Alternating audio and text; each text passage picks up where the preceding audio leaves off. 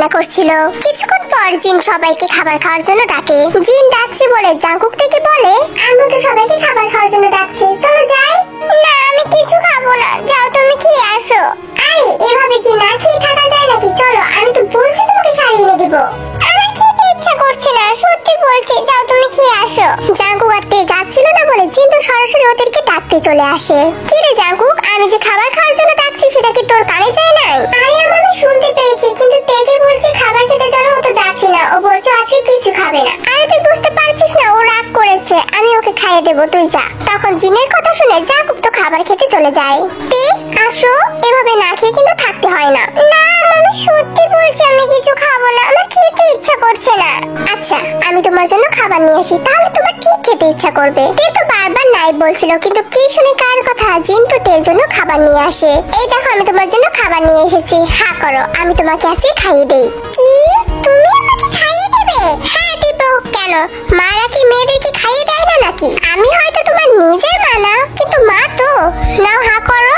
তখন তো তে জিনের কথা ফেলতে পারে না, কারণ তে রাগ করলে তো তের মা এভাবে খাইয়ে দিত।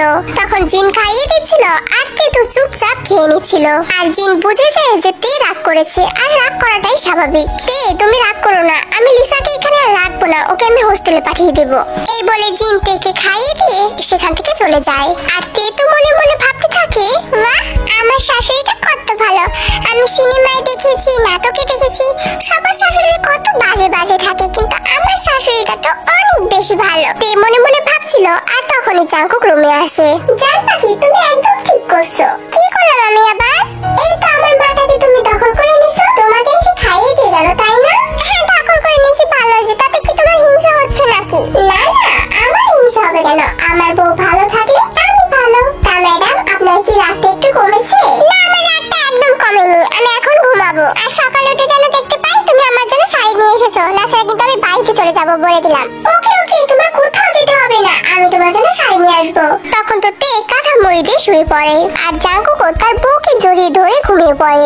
অন্যদিকে সুগা কিন্তু আজকে ঘুমায়নি, কারণ সুগা জানে জিমিন ঠিক ওর রুমে আসবে, তাই আজকে টকে টকে আছে।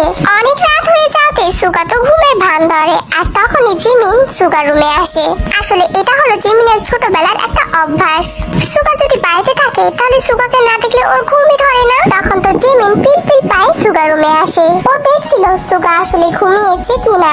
জিমিন ভাবে সুগা তো সত্যি সত্যি ঘুমিয়ে পড়েছে, তাই তো জিমিন সুগার কাছে বসে সুগার দিকে এক দৃষ্টিতে তাকিয়ে থাকে। সুগা তো ভালোভাবেই বুঝছে যে জিমিন ওর রুমে এসেছে, আর জিমিন ওর দিকে তাকিয়ে আছে। এমন সময় সুগা জিমিনকে টান দিয়ে নিজের কাছে নিয়ে আসে, আর জিমিন তো পুরাই অবাক হয়ে যায়। আরে সুগা ভাই, কি করছো কি তুমি? এই বল, তুই এত রাতে আমার রুমে কি করছিস? বল, আজকে তোকে বলতেই হবে।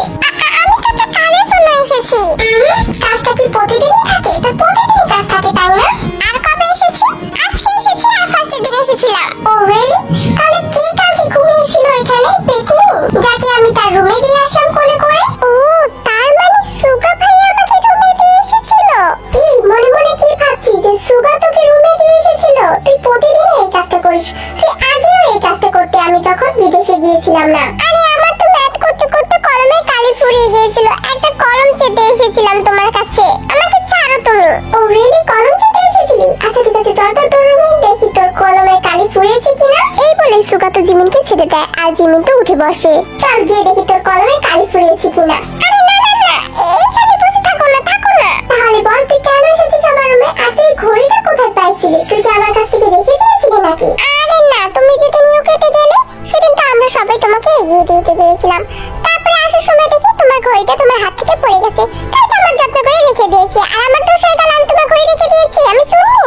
এই, আমি তোকে কখন বললাম তুই চুন্নি? তার মানে তুই রাখছিস, তাই না? আমি রাখিনি, সত্যি বলছি, এই তোমার কসম। সর, তুই মিথ্যা কথা বললে আমি মরে যাবো, আমি এত সহজে মরতে চাই না। আচ্ছা ঠিক আছে, আমার কসম, আমি মরবো, এবার তো হয়েছে, সর আমি যাই। আরে কোথায় যাচ্ছিস? আর তুই মরবি কেন? মাত্র তো একটা প্রশ্নের উত্তর পেলাম, আর একটা প্রশ্নের উত্তর দিয়ে যা।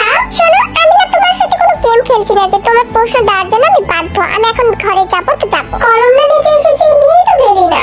লাগবে না আমার কলম, তুমি আমার সাথে যে ব্যবহারটা করলে না, আমি তোমার রুমে কখনো আর আসবো না। বলে জিমিন এক প্রকার রাগ দেখিয়ে সেই রুম থেকে চলে যায়। আমি জানি জিমিন, তুই আমাকে ভালোবাসিস, ইনফ্যাক্ট আমিও তোকে ভালোবাসি, কিন্তু কি করবো বল, আমাদের এই ফ্যামিলি যদি আমাদের ভালোবাসা মেনে না নেয়, তাহলে তুইও কষ্ট পাবি আর আমি তো তোকে ছাড়া থাকতেই পারবো না। এই ভাবতে ভাবতে সুগাও তো শুয়ে পড়ে। সকালবেলা তে ঘুম থেকে ওঠার আগে তো জাঙ্কুক বাড়ি থেকে বের হয়ে যায়। উদ্দেশ্যতে যে বলেছে শাড়ি আনতে সেটা আনতে যায়। তবে জাঙ্কুক এত সকাল সকাল গিয়েও সেই শাড়িটা খুঁজে পায় না, কারণ শাড়িটা ছিল 2 পিস। জাঙ্কুক কালকে একটা নিয়ে এসেছে আর অন্য কাস্টমার কালকে একটা নিয়ে গেছে। জাঙ্কুক এখন কোথায় পাবে? জাঙ্কুকের তো বেশ মনটা খারাপ হয়ে যায়, কারণ ও জানে তেকে এই কথাটা বললে তেও অনেক বেশি মন খারাপ করবে। কিন্তু কি করার, যেহেতু নেই, কোথায় পাবে জাঙ্কুক? তাই জাঙ্কুক একটা শাড়ির অর্ডার দিয়ে যায়। তে যেমনটা পছন্দ করে ঠিক তেমন। তবে দোকানদার বলে শাড়িটা হাতে পেতে অন্তত 19 থেকে 20 দিন লাগবে। সেটাতে জাঙ্কুক মেনে যায়, কারণ হাতে তো পাবে। তারপরও একটু খোঁজাখুঁজি করে জাঙ্কুক কোথাও শাড়ি পায় না। তখন তো জাঙ্কুক বাড়িতে চলে যায়।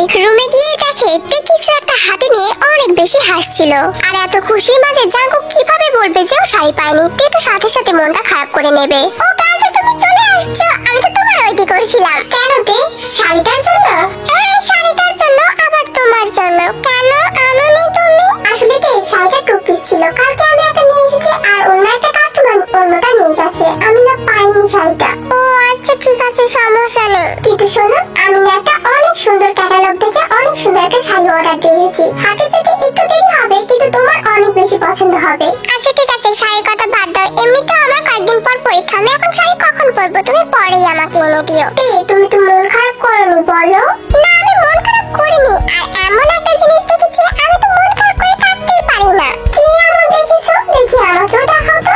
এই দেখো কাছে, তুমি ছোটবেলায় এত বেশি কিউট ছিলে, আমার তো দেখি হাসি পাচ্ছে। আরে তুমি এই ছবিগুলো কোথায় পাইছো? আরে আমি তো এই ড্রয়িংয়ে পাইছি। দেখো তুমি কত বেশি কিউট ছিলা। আর তুমি অনেক দুষ্টু ছিলা, তাই না? না না, আমি একদম দুষ্টু ছিলাম না, আমি অনেক ভদ্র ছেলে ছিলাম। দাও তুমি আমাকে এই ছবিগুলো। গাছের আমি একটু দেখি না, আমার এগুলো দেখে তো মনটা ভালো হয়ে গেছে। আচ্ছা তুমি দেখো, আমার কিন্তু অনেক লজ্জা করছে, আমি ফ্রেশ হয়ে আসি। আমার কলেজে যেতে হবে না? হ্যাঁ হ্যাঁ, যাও তুমি। এরপর তো জাঙ্কুক শাওয়ার নিয়ে কলেজে যাওয়ার জন্য রেডি হয়ে পড়ে। আমি যাচ্ছি, ঠিক আছে? তুমি কিন্তু বাড়ির ভিতর একদম দুষ্টুমি করবে না। না না, আমি একদম দুষ্টুমি করব না। আমার সামনে পরীক্ষা, না আমার পড়তে হবে এখন। বাহ, আমার বউটা মাথা ঘুরছে আস্তে আস্তে। আচ্ছা ঠিক আছে, জাঙ্কুক তুমি থাকো, আমি যাই। বলে তো জাঙ্কুক থেকে একটা কিস করে সেখান থেকে চলে যায়। আর তেও অনেক বেশি হ্যাপি ছিল, কারণ জাঙ্কুক থেকে অনেক বেশি ভালোবাসতো। দুপুরে থেকে জিমিন শাওয়ার নিয়ে কাপড় চোপড় নাড়তে ছাদে যায়। আর গিয়ে দেখে বিল্লু মশাই সেখানে দাঁড়িয়ে আছে। কিন্তু জিমিন তো সুগাকে একদম পাত্তা দিচ্ছে না। জিমিন এমন একটা ভাব করছিল যেন সেখানে কেউই নেই। তখন সুগা বুঝতে পেরে জিমিনের দিকে এগিয়ে এসে বলে, কি রে জিমিন, আমার উপর কি রাগ করেছিস নাকি? আপনি কে? আপনাকে তো আমি চিনি না, আপনি ছাদে কিভাবে আসলেন? আমার বিড়াল আমাকে বলে ম্যাও, আমাকে তুই চিনিস না? না না না, একদম না, আমি তোমাকে চিনি না। সামনে থেকে সরো, ঘরে যাবো। পিচিটা মনে হচ্ছে অনেক বেশি রাগ করে ফেলছে আমার উপর।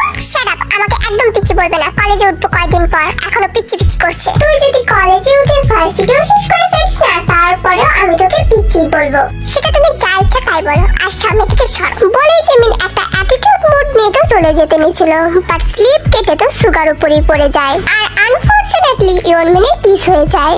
জিমিন তো পড়ে গিয়েও সাথে সাথে লাফ দিয়ে উঠে দাঁড়ায়। উফ রে, আমার মাথাটা ভেঙে গেল। এই চিনির বস্তা আমার উপর এসে পড়ছে। কি বললে তুমি আমাকে? আমি চিনির বস্তা? আমি চিনি না, তুমি নিজে চিনি। আর তুমি কি একাই ব্যথা পেয়েছো নাকি? আমি ব্যথা পাইনি, আমার হাড্ডি গুটি মনে হচ্ছে ভেঙে গেল। তোর হাড্ডি গুটি ভাঙছে না, আমার মাজা ভাঙছে। দেখ না কোথায় ব্যথা পাইলাম। পারবো না, শালা বিলাই একটা, তোমার জন্য পড়ে গেছি আমি। এই আমার জন্য কিভাবে পড়লি তুই? তুই নিজেই তো একটা অ্যাটিটিউড ভাব নিয়ে যেতে নিচ্ছিলি, আর পড়ে গেলি ঢঙ্গি একটা। কি বললা তুই? আমাকে ঢঙ্গি বললা? আমি কানে ব্যথা পাইছি, আমি এখন সবাইকে বলে দেবো যে সুগা ভাই আমাকে ফেলে দিয়েছে। বলে তো জিমিন সেখান থেকে চলে যায়।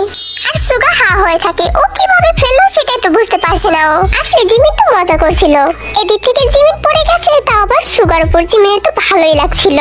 দেখতে দেখতে এই বেলাটা এভাবেই কেটে যায়। 4টার দিকে জাঙ্কুক বাড়িতে আসে, আর এসে দেখে তে রুমে নেই। কিছুক্ষণের মধ্যে তে শাওয়ার নিয়ে ওয়াশরুম থেকে বের হয়ে আসে। তেকে দেখতে তো পুরোই ফুটফুটে পরি লাগছিল। তুমি কখন আসলা? এই মাত্র, আর এসে তো তোমাকেই খুঁজছিলাম। আচ্ছা, তুমি এসে কেন শুধু আমাকে খুঁজে বলতে পারো? কারণ তুমি আমার বউ, তোমাকে না দেখলে আমার হয় না। দুপুরে কি করছো? এখন শাওয়ার নিয়ে আসলা কেন? আমি কি বলবো, চারদিকে এত গরম পড়ছে, কি বলবো। গরমে তো আমি একদম জমে যাচ্ছি, তাই আর কি ভাবলাম গোসল করে আসি। গরমে জমে যাচ্ছ বুঝি? বাহ, ভালোই করছো শাওয়ার নিয়ে। আর তোমার গরমে তো আমি নিজেকে নিজে জমিয়ে ফেলছি। মানে কি বললো তুমি? বুঝতে পারো নাই বুঝি? গাজর, মাঝে মাঝে কি সাংস্কৃতিক টাইপের কথা বলো,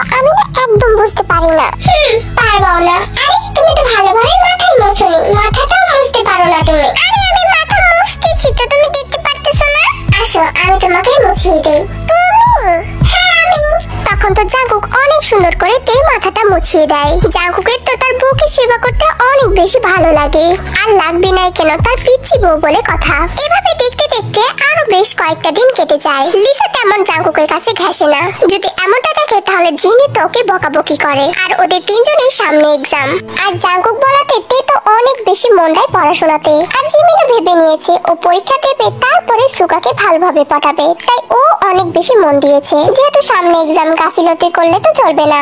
আর জাঙ্কুক সহ জাঙ্কুকের ফ্যামিলির সবাই তের উপর অনেক বেশি খুশি ছিল, কারণ তে প্রায় সব কথাই শুনতো। মাঝে মাঝে হয়তো বা দুষ্টুমি করতো, এটাতে কেউ কিছু মনে করতো না। দেখতে দেখতে এক্সামও শুরু হয়ে যায়, আর একদিন পর থেকেই জিমিন, তে আর লিসার এক্সাম।